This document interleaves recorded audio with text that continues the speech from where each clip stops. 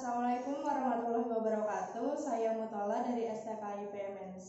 Di sini saya akan menjelaskan materi mengenai aljabar. Untuk lebih jelasnya, tonton videonya. Aljabar itu merupakan salah satu cabang matematika yang digunakan untuk pemecahan masalah yang biasanya disimbolkan dengan huruf-huruf kecil seperti A, B, C, dan seterusnya. Nah, aljabar itu bisa juga digunakan dalam kehidupan sehari-hari. Misalnya, panen apel dalam 1 hari itu kita lambangkan dengan A.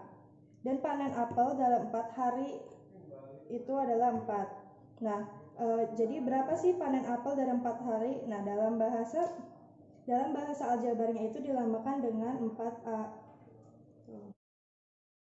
Yang pertama adalah variabel. Variabel itu merupakan lambang pengganti suatu bilangan yang belum diketahui jumlahnya. Misalnya itu A, B, C, sampai Z. Itu yang dikatakan dengan variabel. Lalu yang kedua ada koefisien. Koefisien itu merupakan angka yang mendampingi variabel. Misalnya di sini adalah 5x. Nah, 5 ini merupakan koefisien dan X ini merupakan variabelnya. Nah, misalnya contoh lain ada 7A. Nah, makanya 7 ini disebut dengan koefisien dan A ini disebut dengan variabel.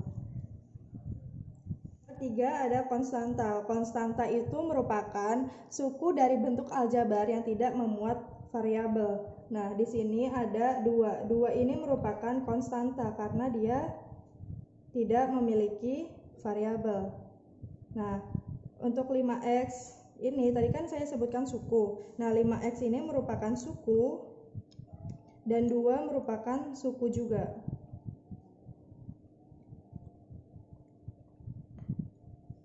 Nah, apa sih yang dimaksud dengan suku? Kita masuk ke unsur aljabar yang keempat. Suku merupakan variabel beserta koefisien dan konstanta yang dipisahkan oleh operasi bilangan. Nah, misalnya ada 4x ditambah 5y sama dengan 10. Nah, ini merupakan suku pertama, ini suku kedua, dan ini suku ketiga. Maka dalam operasi ini terdapat 3 suku. Nah, di dalam suku ini ada 2 komponen, yaitu suku sejenis dan suku tak sejenis. Nah, untuk suku sejenis merupakan suku yang memiliki variabel dan pangkat yang sama.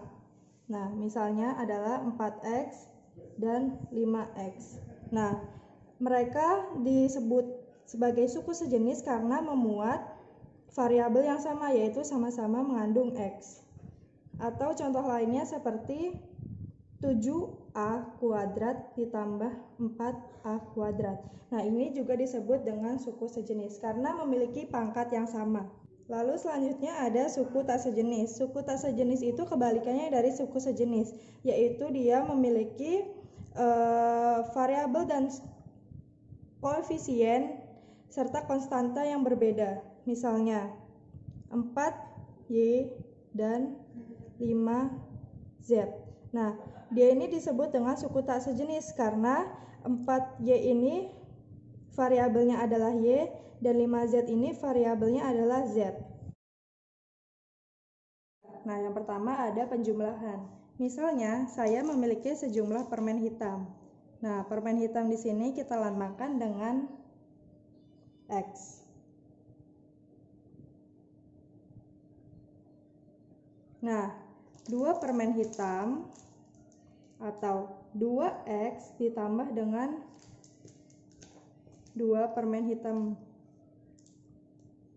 ditambah dengan 2X, maka menghasilkan 4X. Lalu contoh lainnya adalah di sini 4 permen hitam yang sudah kita lambangkan dengan X ditambah dengan 3 permen orange. Nah, permen orange ini kita lambangkan dengan Y. Oke.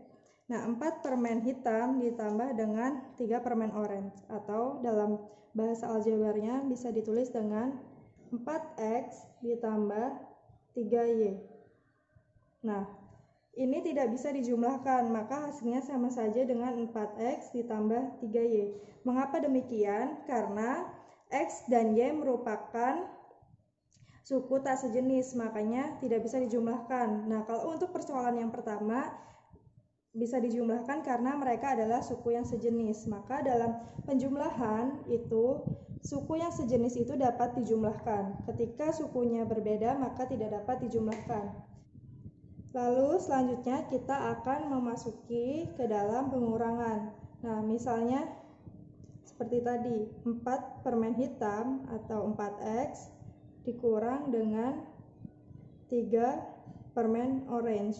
Nah, sama seperti dengan penjumlahan, ini tidak bisa dikurangi karena memiliki variabel yang berbeda sehingga mereka tidak terdapat di dalam suku yang sejenis. Maka ditulis kembali menjadi 4x dikurangin 3y.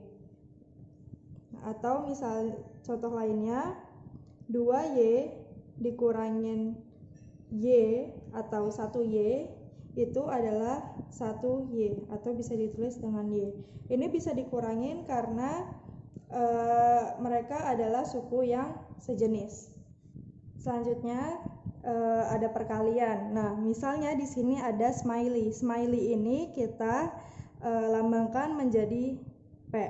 Nah, pertanyaannya adalah 2 kali 2 smiley adalah, Nah, seperti yang sudah dijelaskan pada materi perkalian, bahwa perkalian adalah penjumlahan yang berulang. Maka bisa ditulis menjadi 2 smiley ditambah 2 smiley sama dengan 4 smiley.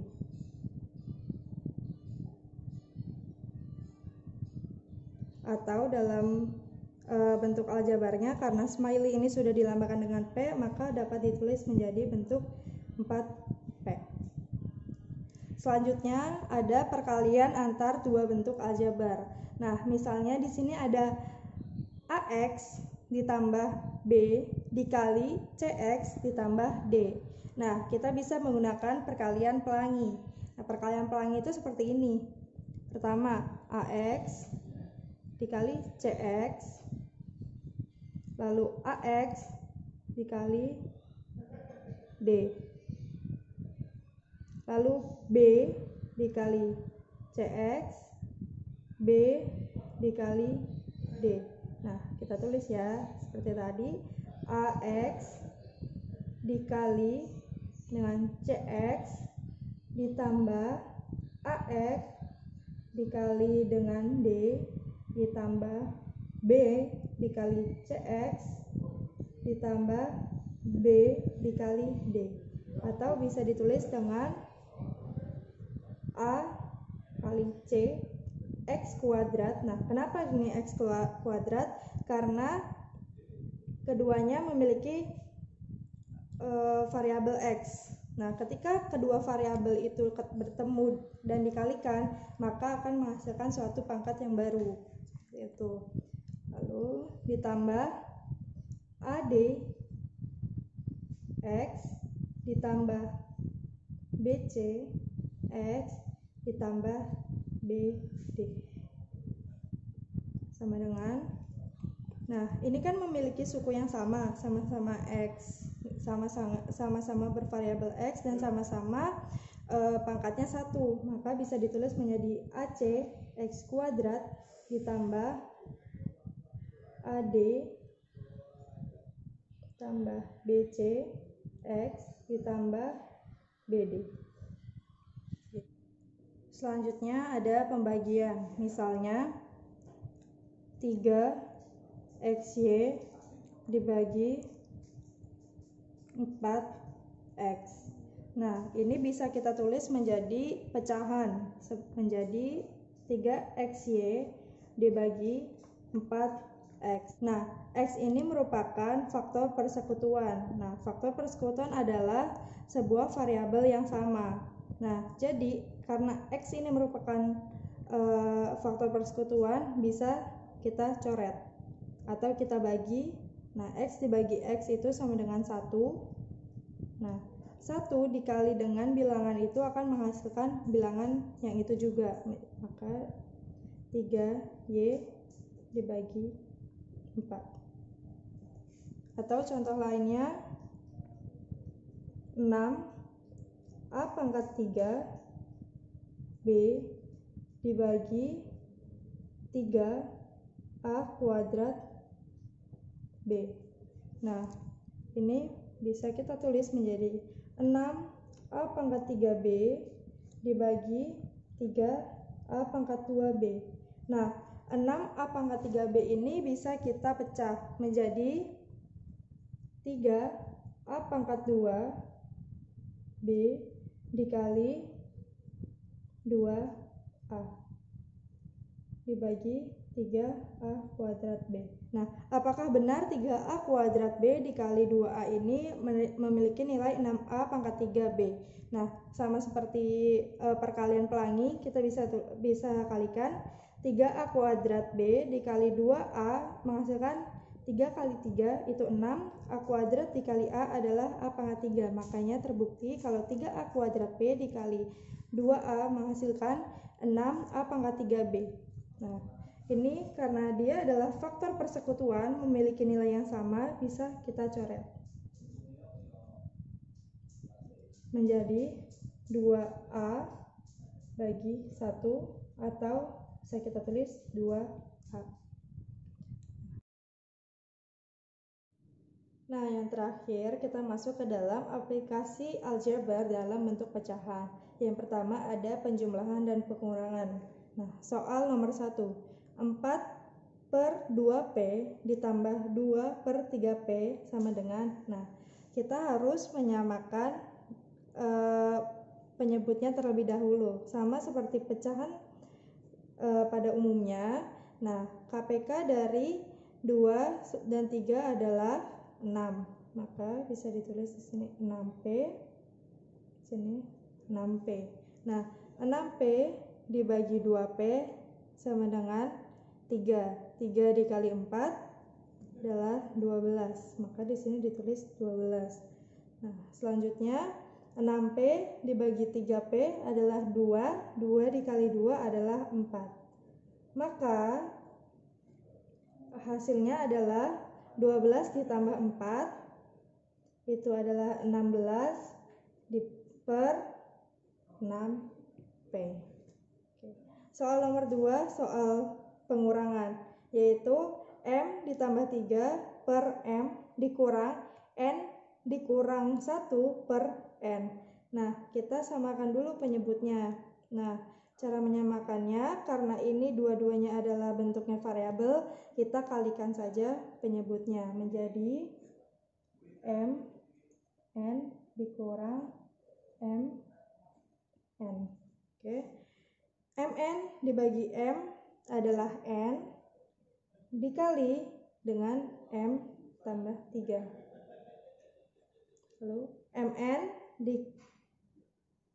dibagi dengan N adalah M dikali N kurang 1. Nah, ini kita bisa menggunakan perkalian pelangi. N dikali M ditambah N dikali 3. M N ditambah 3N per MN dikurang M N dikurangin M per MN sama dengan, nah ini bisa kita kelompokkan menjadi 1 menjadi MN dikurangin MN ditambah 3N dikurang M per MN. Nah, ini bisa kita coret karena sama aja kayak pengurangan biasa, 1 dikurang 1 itu adalah 0, maka MN dikurangin MN adalah 0. Maka hasilnya adalah 3N dikurangin M per MN.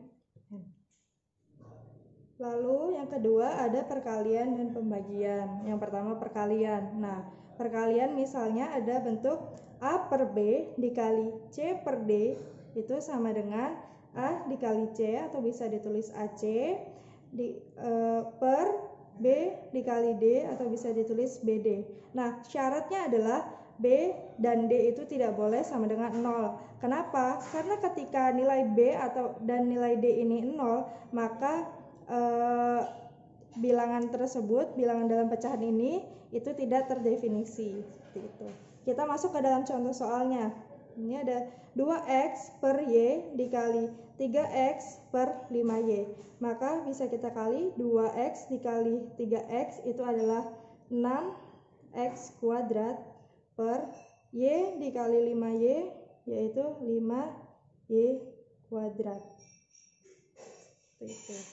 Lalu yang terakhir ada pembagian. Nah, pembagian ini bisa kita misalkan dalam bentuk A per B dibagi C per D sama dengan pecahan yang biasanya ini kita bisa rubah menjadi bentuk perkalian yaitu A per B dikali D per C.